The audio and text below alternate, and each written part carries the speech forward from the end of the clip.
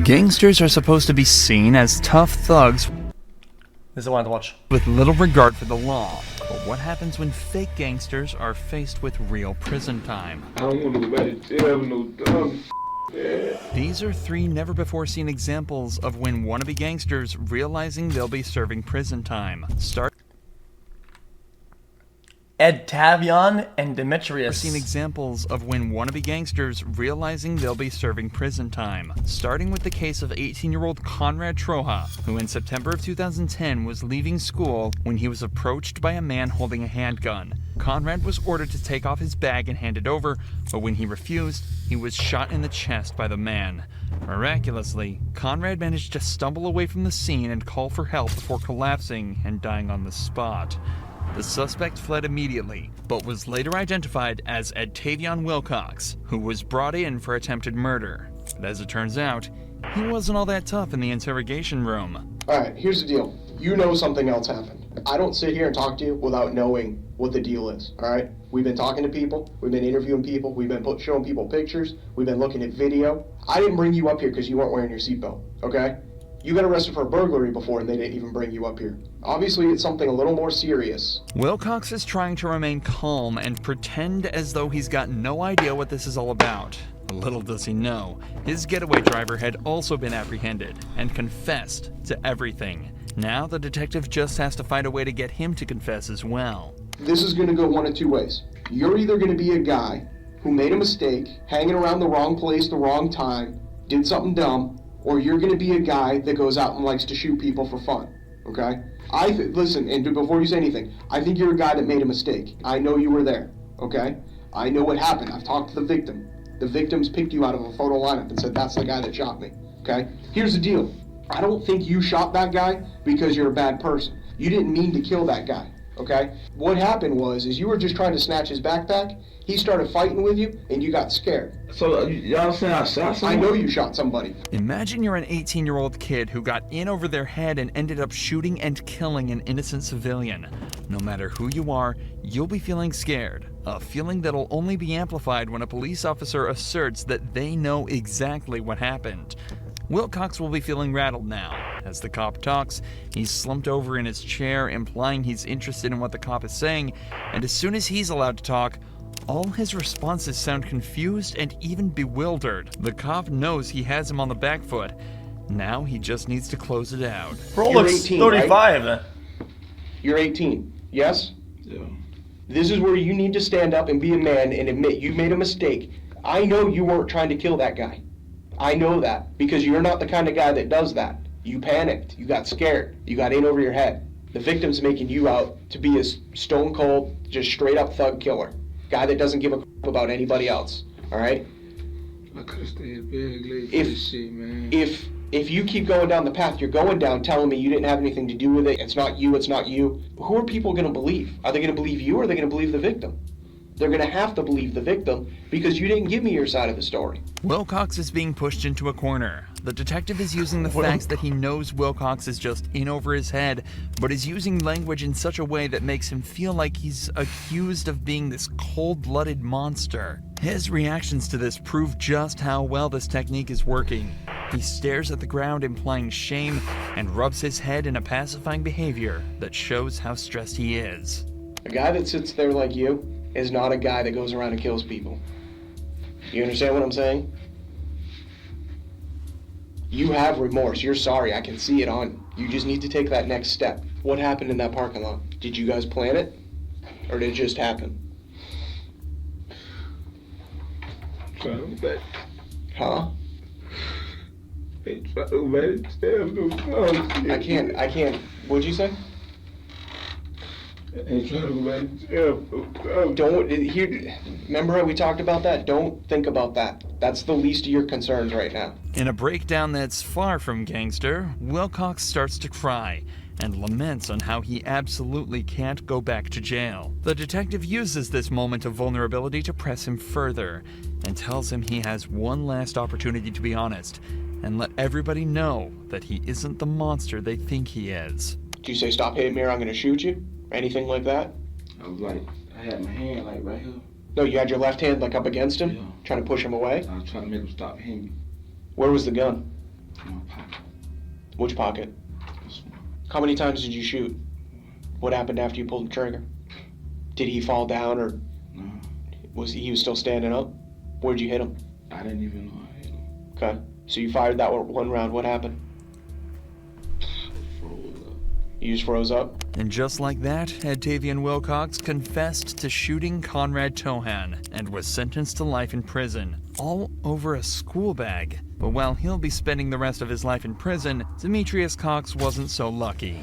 Throughout the beginning of 2020, a war between rival gangs 438 and AFNF began to break out. Many shootings were reported, with dozens of deaths attributed to just these two gangs, with one of these occurring on the 14th of April. Shots were fired at a house. How is that too harsh, man? Bro, the motive is absolutely cooked. He did it, and did a person lose his life? I mean, what the fuck do you expect? You expect to, like, get people's lives and then have your own? What kind of fucking crazy ass fucking world do you live in, where you can take life from people and then have other and do your own? What the fuck? Party in Davenport, Florida, resulting in That's the so death stupid. of 20-year-old Wolf Luma. The killer was identified almost immediately as Demetrius Cox, also 20 years old. 2 weeks later, Cox That's not an eye for an eye. You still get to live, just not the way you want it to be. But it's not the same thing as not having it. You still have it, just not. was not brought in fantastic. on the suspicion of murder, and an interrogation began, ending in one of the most shocking moments in interrogation history. Dang, dude. Sure, I do. You can say Mary? I can. What's up with the Coxes anyway? Now we can, right? Open and close. Yes, sir. Number one, I gotta tell you, I'm pretty impressed of the way just overall, your persona as it is. Yes, sir. So I appreciate the respect. It's gonna be given right back to you, okay? Okay. Cox starts the interrogation out respectfully, but as the interview continues, he starts to annoy the detective by withholding information that could get members of his gang into trouble. This type of loyalty is extremely common in these types of cases, but can prove to work against you, as is seen just a few minutes later. I'm not saying you went there for the wrong reasons. However, man, I tell you one thing. You know how they say, like, victims, and suspects, things like that? I thought that you were a victim.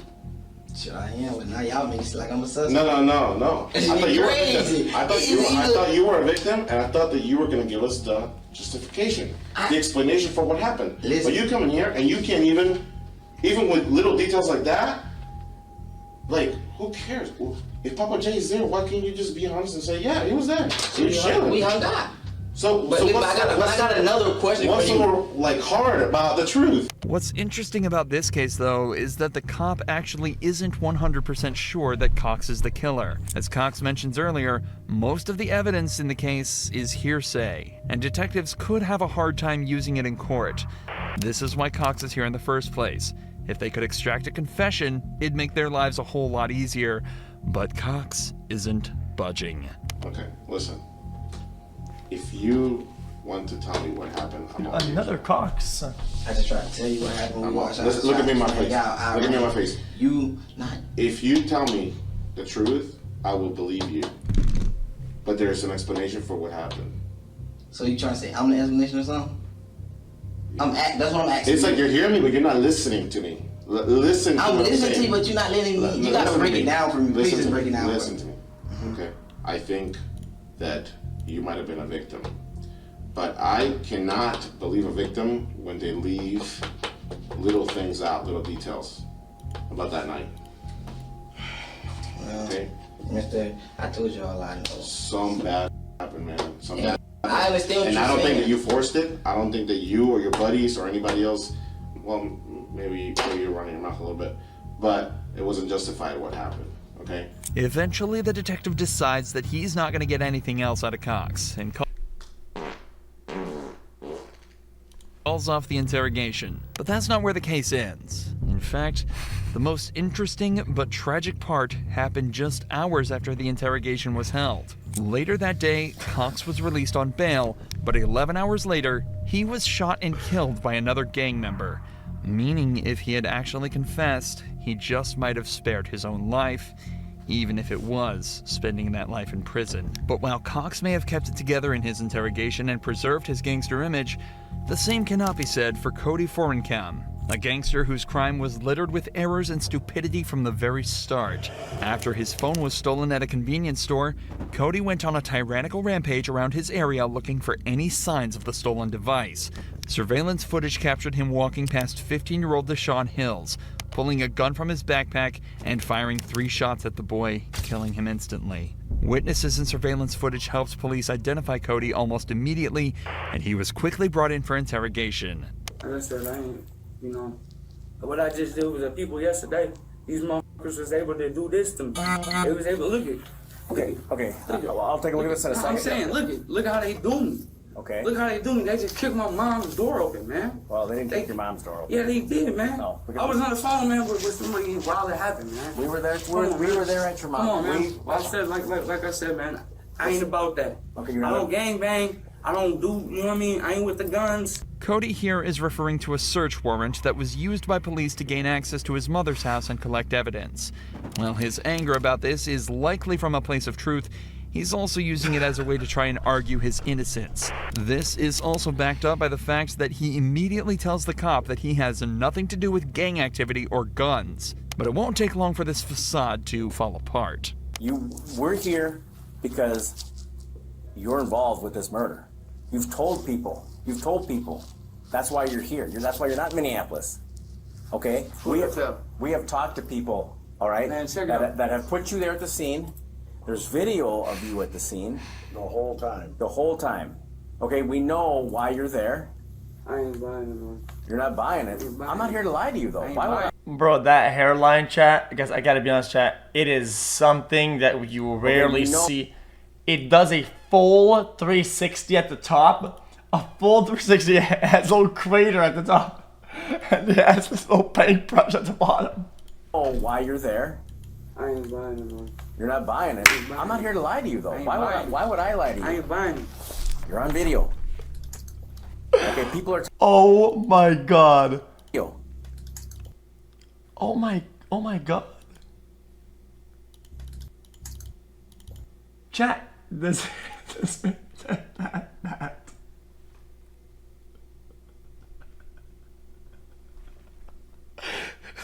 There's a little island in the middle.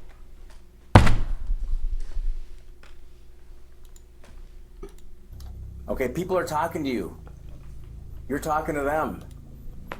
Okay? You approach people and talk to them.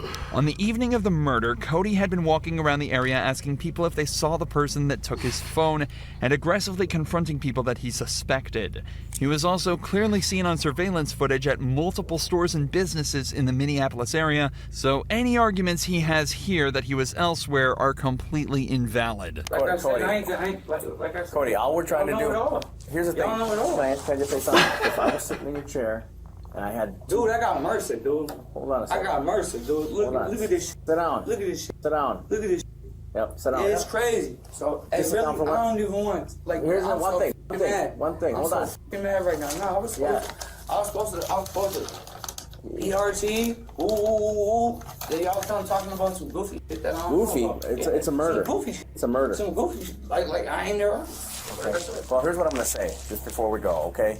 Was that if I was sitting in your chair and I had 2 people ask me where I was on a specific day, and they're saying that I did a murder. That's what Durfee did with me just yesterday. I'm not talking about Durfee. I'm saying if you ask me what I ate for dinner, I might not remember. Also take a look at Cody's language and demeanor in general. Right from the start, he's been defensive and attempting to combat every single thing the detectives have said to him. Instead of respectfully listening to their points and trying to give counters to the cops' evidence, he either talks over them or just says, "I don't believe you," and fails to give any evidence in his defense. So how old is If Cody this was guy? innocent, he'd likely be doing everything he can to stay on the cops' good side and help them out by providing evidence that would Oh, acquit him. that hairline As it is turns gone. out, he was about to start providing evidence.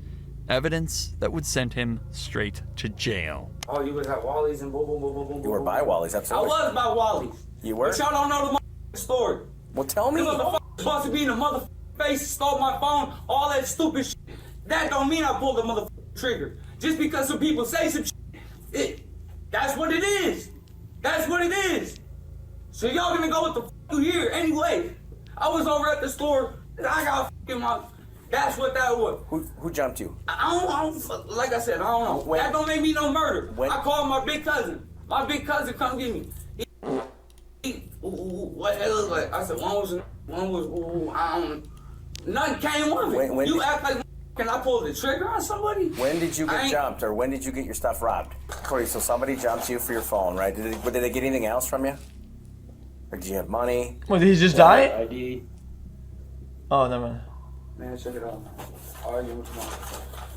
Chat, guys. Argue tomorrow. Oh, man. In an outburst of more anger, Cody has just put himself right next to the scene of the crime and given the officers a motive for the murder. For the next 4 minutes, Cody scrambled to get himself out of the hole he just dug himself into. But it was already too late. With the evidence they already had, plus what essentially amounted to a full confession, Cody was found guilty of murder and sentenced to 38 years behind bars. Wait, it got worse. Was found guilty of murder and sentenced to 38 years behind bars.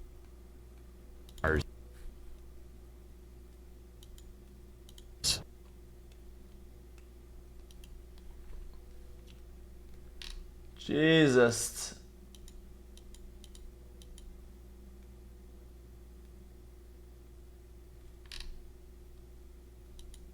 There's a joke. I mean, dude, I'm not even balding yet.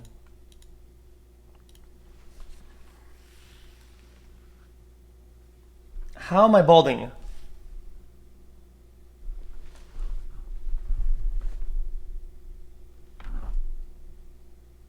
Explain how I'm balding.